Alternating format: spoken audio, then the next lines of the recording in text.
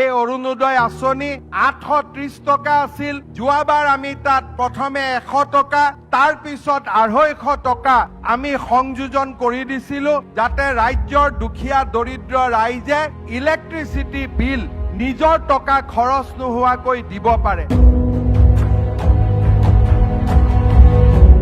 তাৰ লগে লগে 1250 টকাৰ পৰা খুব কম সময়তে অৰুণোদয় আঁচনি আমি 1400 টকালৈও বৃদ্ধি কৰাৰ বাবে সিদ্ধান্ত গ্ৰহণ কৰিছো।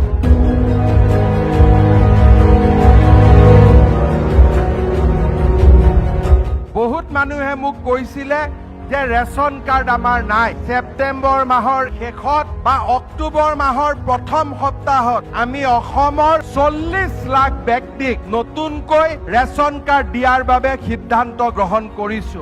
আজিকালি ৰেচন কাৰ্ডত বিনামূলীয়া চাউল পোৱাৰ উপৰিও ৰেচন কাৰ্ডত বছৰি 5 লাখ টকালৈকে বিনামূলীয়া চিকিৎসা সাহায্য পোৱাৰ বাবেও সিদ্ধান্ত গ্ৰহণ কৰা হৈছে। সেইবাবে আগতে ৰেচন কাৰ্ডৰ ঊৰ্ধ্বতম ইনকাম 2.5 লাখ টকা আছিল, তাক এইবাৰ আমি 4 লাখ টকালৈকে বঢ়াই দিছো, যাতে নিম্ন মধ্যবিত্ত সমাজেও ৰেচন কাৰ্ডৰ সুবিধা ল'ব পাৰে।